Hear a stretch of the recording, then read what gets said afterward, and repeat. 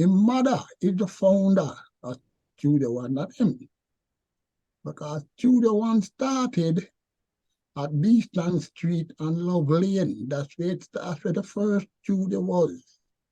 The mother did have a bar right at Beeston Street. And she did have a liquor sound system. That's what started the whole thing. She came from Portland.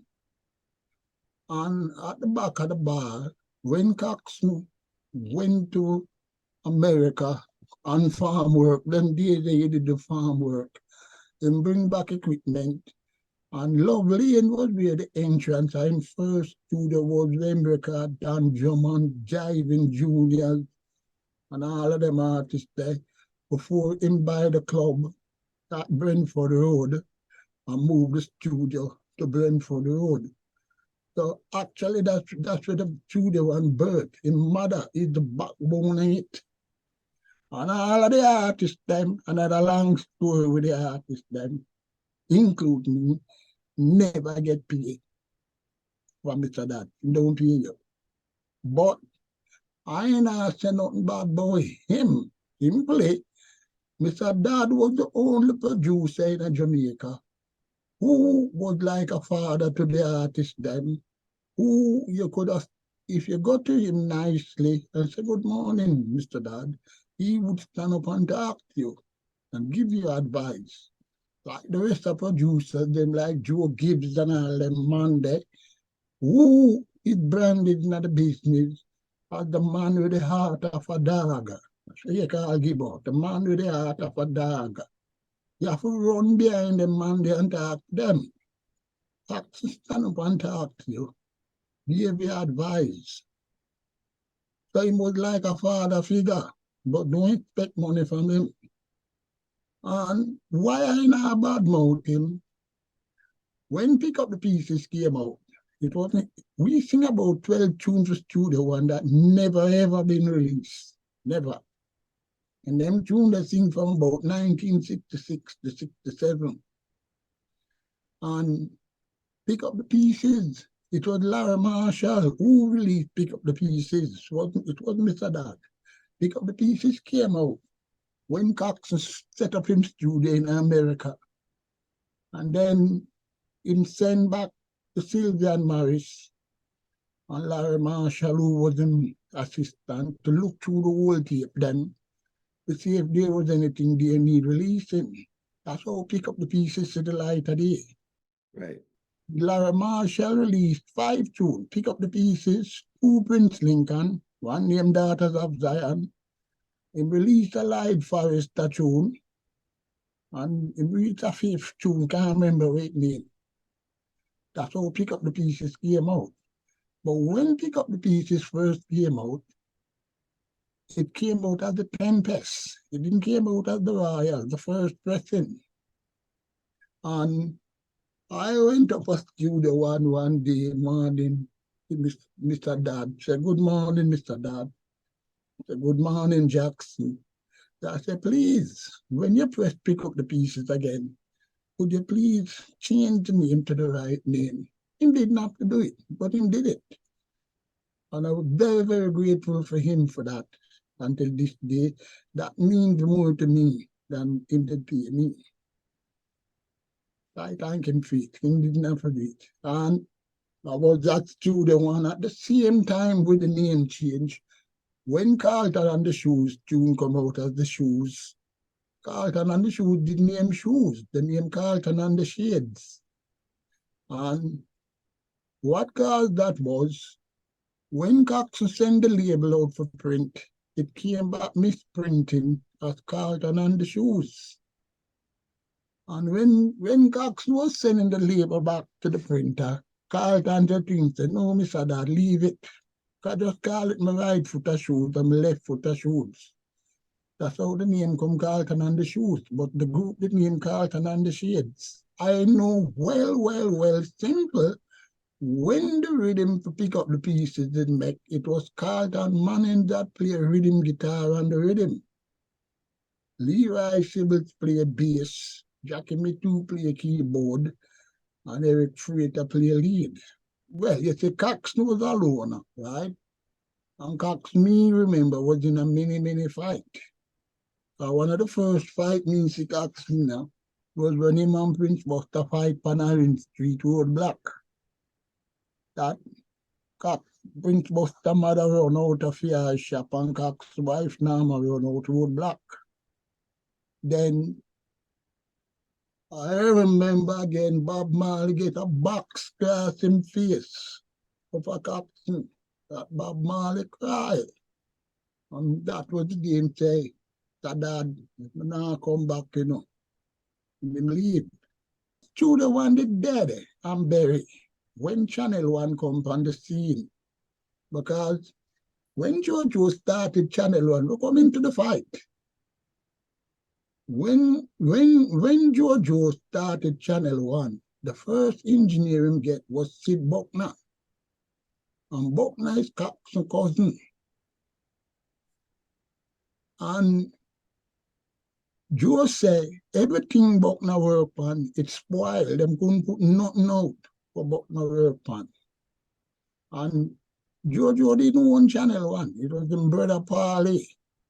Parley owned Channel 1. His brother was them killed down a Greenwich farm, shoot him and kill Parley. Him was the owner of Channel 1, not Jojo. But Jojo, how them Chinese work, they make the elder brothers take the business over. But Parley was the enforcer there, so. Parley used to, him did have a bike shop at the front, call it Well Charge. Him build Channel 1, not Joe. And Ernest was the man who was on the road but service the jukebox them. So because of everything that spoiled in a Channel 1, they were going to close the studio. So Parley said to Ernest, him must come off of the road, go into the studio, go spend 3 months and see what him can do. And Ernest went into Channel 1 and turned the studio over. And to me, Ernest is the man who revolutionized reggae music. Because what Ernest did was, before that, music was treble and bass. Music will come out of the studio, then the studio one was just bass and treble. What Ernest did was, him start to record 5-tracker drum, right, bass, him split up the instrument them, and him change the way our sound system build.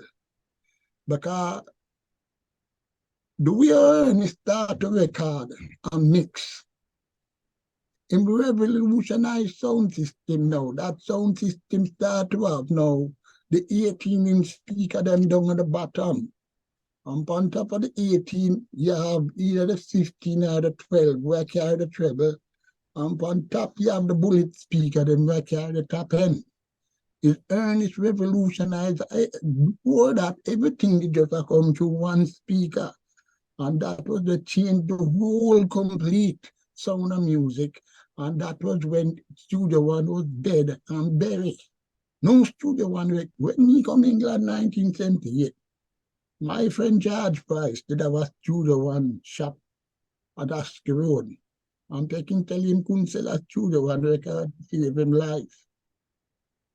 And Jojo now opened a pressing plant up at the top of Chance Lane on Beeston Street. And Coxon go up there one day and give Jojo one thump in his neck, go for broke him neck. And him say to Jojo, he's there for me, no Jackson, he's there for me. I man want to live too, you know. And when him there go through the next thump punch, he's the most violentest man in a reggae. Steve Coxon from never kill him today. The man that go between the two of them and stop Coxon from never kill Jojo today. And you know who that man is? Be smart. him have the title of the most violentest man in the reggae. It's him saved Jojo that day. Why Coxon never kill him? And them time Parley never dead yet. Parley carry the whole of Maxfield Avenue, man, them go mash up Studio One.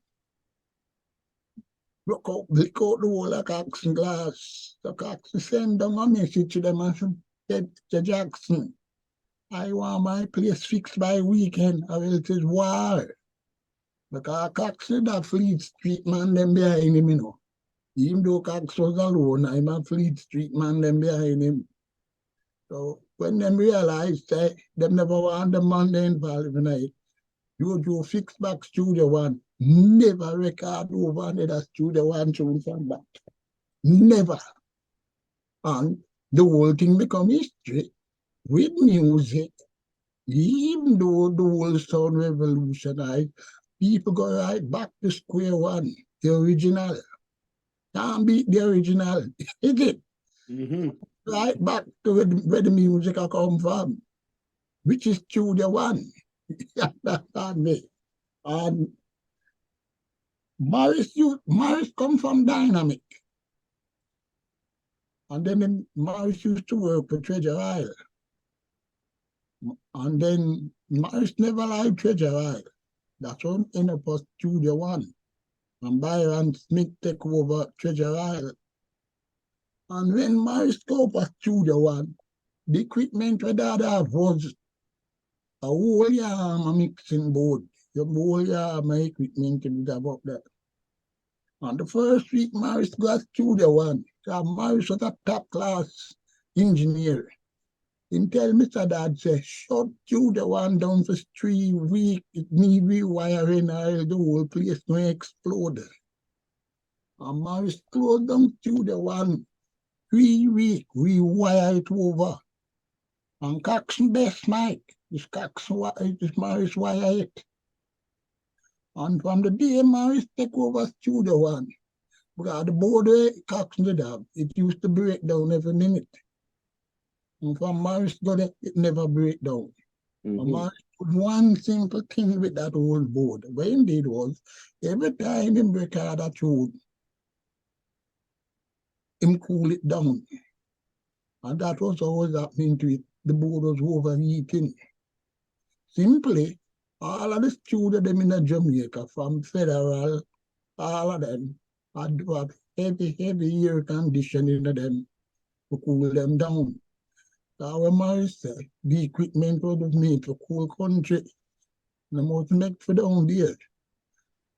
So the equipment like Cox now was overheating. So him cool in every tune him record, him cool it down. Then him record the next tune. Never have a problem for Morris was there. Morris is a genius. Don't get no credit for it. How the music business go. Just like Ernest. Simply, maybe because he's a China man, him don't get no credit. But Ernest again to me, one of the great engineers of reggae music. Because if you look on the sound or a channel one in that era, no other studio could have compete with Channel One. And you want to hear the joke? Channel One did have a piano in there, what was half key. And Jojo couldn't fix it. That was the sound the man them wanted. Jojo tell me, Pan Black, him say, right, if me fix that piano, the man them don't come back. The half key sound them want. I have very good idea of the music business simply because I've been fortunate to be at the right place at the right time. Most people in this business who claim them know, they don't know nothing about reggae. They don't go deal with my hearsay. Anything me say is facts. I live through this thing. Meet people along the way. I know Tubby's years before Tubby's was an engineer. Them say Tubby's is the genius. Tubby's isn't the genius. It's his brother Stagger. He's the genius, not him. Stagger is the man that built the sound system, not him. And Stagger is the man that started the dub thing, not Tubby's. I know Tubby's well. Him live at Jamila Avenue.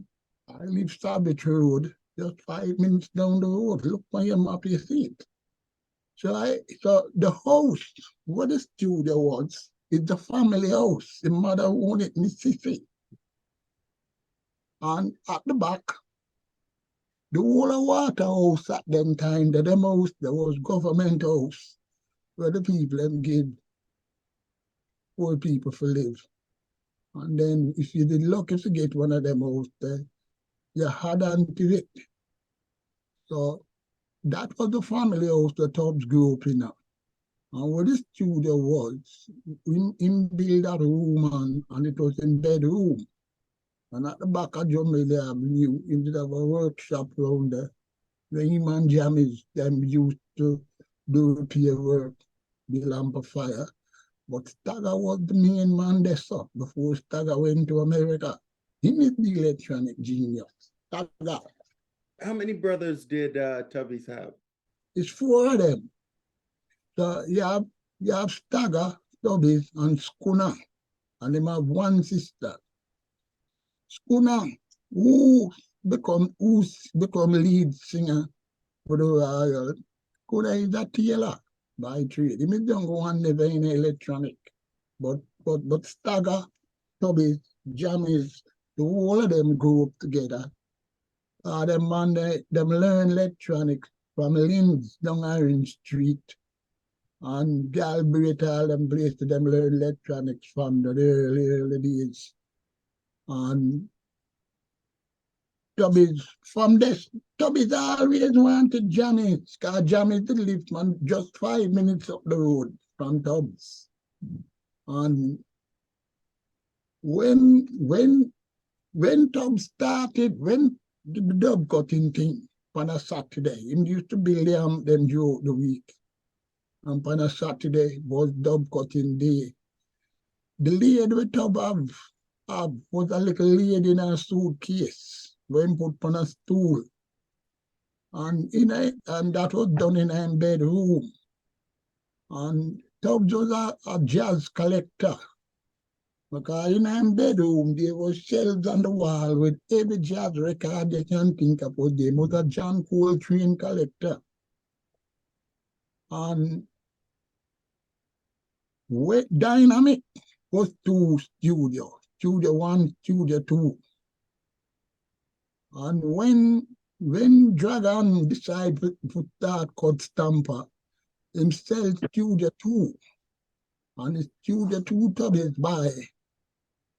In buy Studio 2, that's how Tubbies get the equipment for the studio way, man. The Dynamic Studio 2 in buy. Then put the equipment in the bedroom, and then him buy the house over there in the park. He move over there in the park now, and then start to work from the in bedroom. But his mother was still living in the house. But when business pick up now, him buy the house in front, move his mother over there, and take the house over complete. So in the middle now, him used to wine transformer. His mother buy bedroom become him office. But Janis was the man who Tubbies always want to work with him. But Jamis sabotaged Tubbies from day one, bad-minded. Jamis was the first engineer where Tubbies employed. And when Tubbies are booking, and you gotta go work, Jamis don't come. Loads of man in the yard, no engineer. They have to walk up the road to call Jamis. And if who is who down the road, Jamis now come down the road. So that's how now Tubbies get scientists. A scientist is an apprentice from Studio 1. The scientist now income there. And professor, him now was winding transformer while scientist was the main engineer. Tubbies just can now concentrate from the lamp. And when Jojo for scientist, then time John Jalal now a fire all cylinder in a Tubbies. And scientists had to do all of the mixing inside a tub there. So all them double album they were John Jalal. Right, that's where it come from. And when Jojo for scientist the job down at Channel 1, he asked me, what happened? I got different to take the job. I say, yes, scientist, take it. All him ungrateful to me. And when he moved to Channel 1, then Professor take over the mixing decks. And to me, Professor is a better engineer than scientists. Way they all them things the world don't know. Just like how Sylvan Marsh in Jamaica greatest ever engineer. I wanted to ask you about Winston Francis. Oh yeah. Well, Cabra, the whole Jamaica know Cabra as.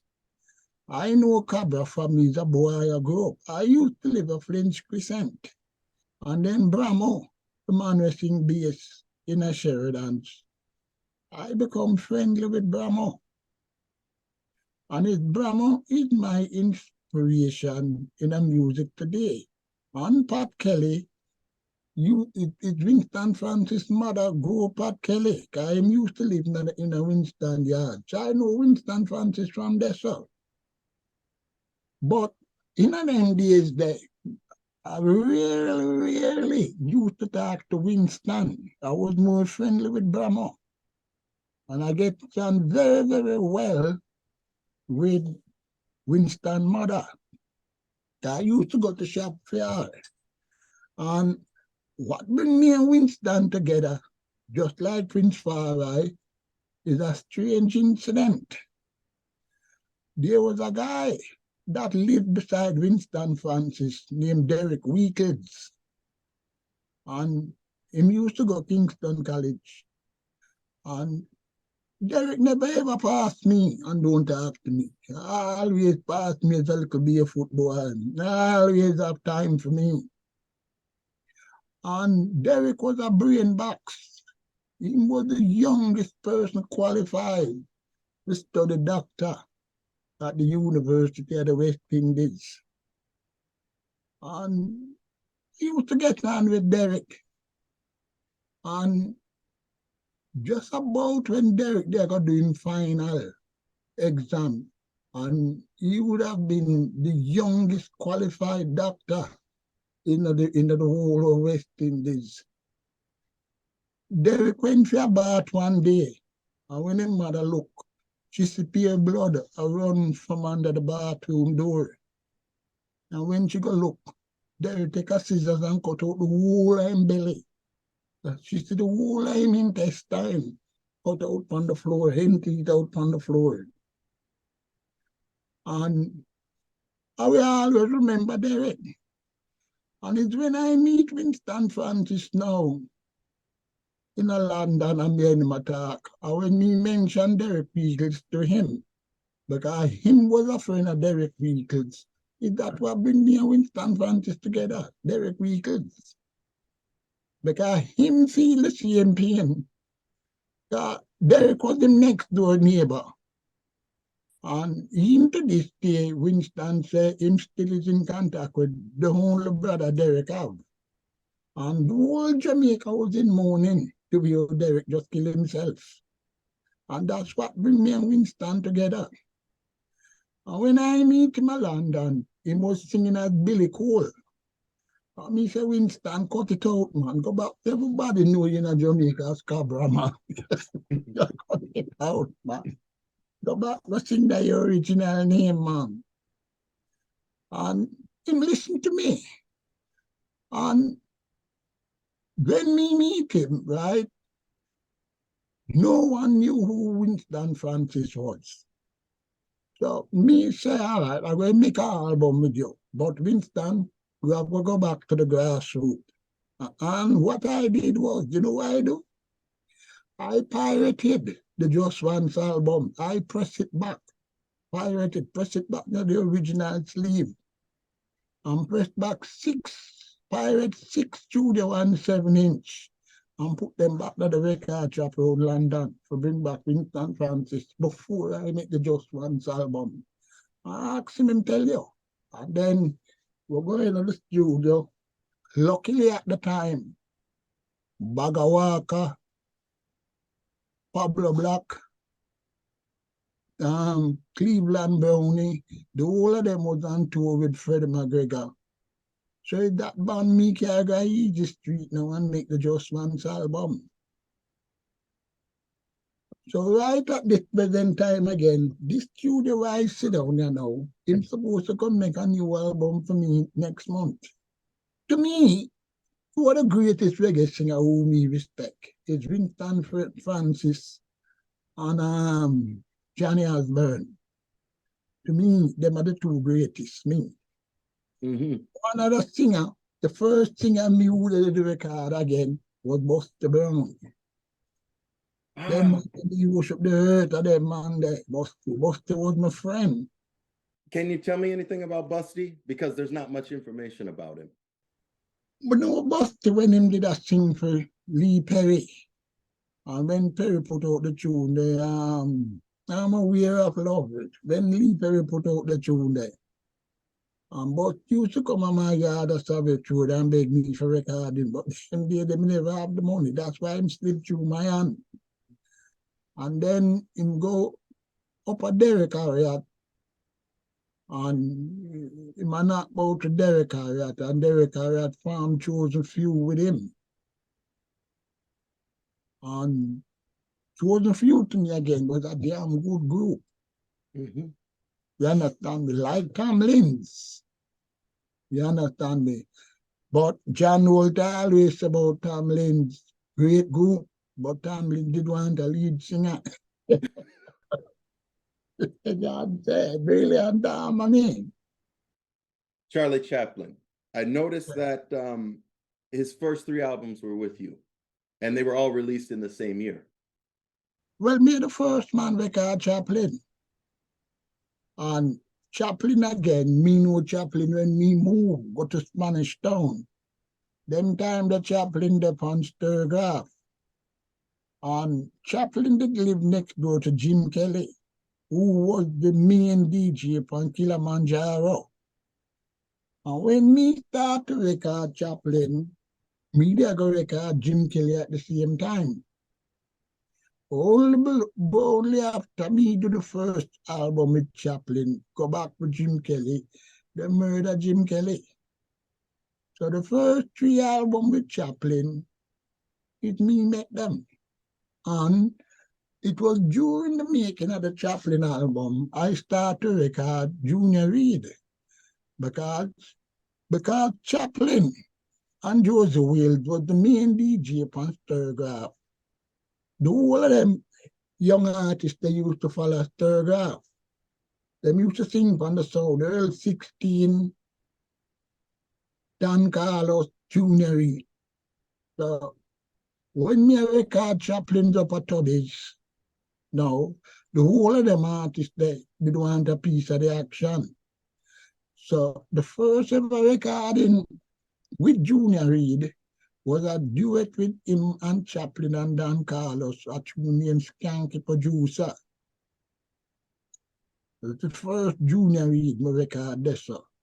And then we do another one with Chaplin and Dan Carlos. But I was recording Dan Carlos before that. It's the reason why I know, and today I have a tidy catalog in the business. I have a catalog of over 100 albums now. That's how big my catalog is.